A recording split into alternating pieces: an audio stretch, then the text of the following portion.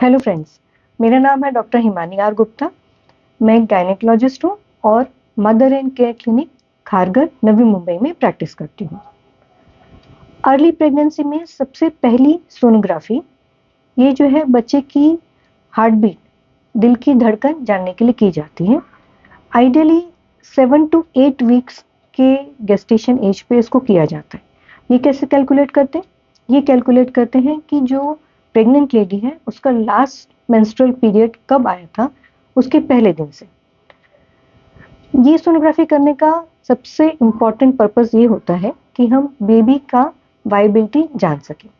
लेकिन कभी कभी ऐसा होता है कि सोनोग्राफी की रिपोर्ट देखने से हमें मालूम चलता है कि या तो अभी तक बेबी की धड़कन आई नहीं है, गेस्टेशन सैक दिख रहा है, लेकिन उसके अंदर हार्ट एक्टिविटी नहीं डिटेक्ट हो रही है, या कभी कभी योक सैक भी नहीं दिखाई देता है। तब इसका इंटरप्रिटेशन करना, इसके ऊपर आज हम बात करेंगे। सबसे पहले तो हमें ये पूछना पड़ेगा प्रेग्नेंट लेडी को कि क्या उसे कुछ प्रेगनेंसी के सिम्टम्स आ रहे हैं। प्रेगनेंसी के सिम्टम्स क्या होते हैं?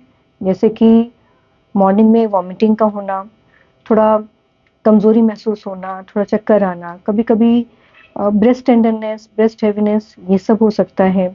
थोड़ा हेडेक वगैरह हो सकता है। स्मेल जो है वो उससे एवर्जन हो सकता है।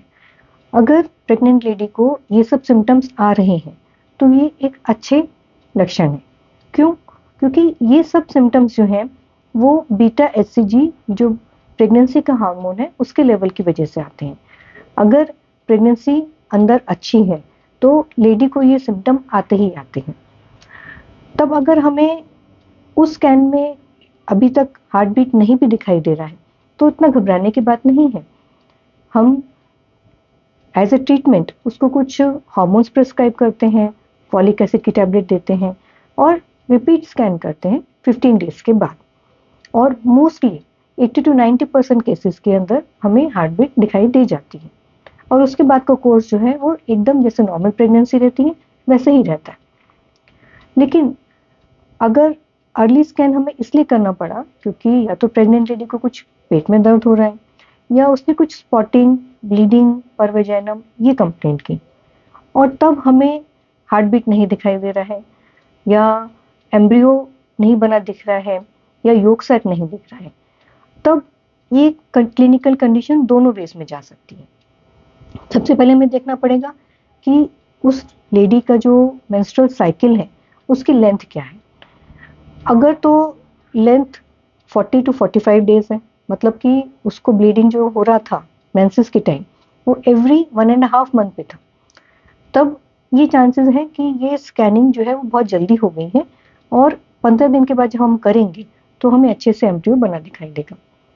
लेकिन अगर साइकिल लेंथ नॉर्मल थी, मतलब कि 28 to 32 डेज के आसपास थी, और तब हमें योक सैक, एम्ब्रियो नहीं दिखाई दे रहा है, तब हो सकता है कि ये चांसेस जो है वो मिस्ड अबॉर्शन की तरफ जाए।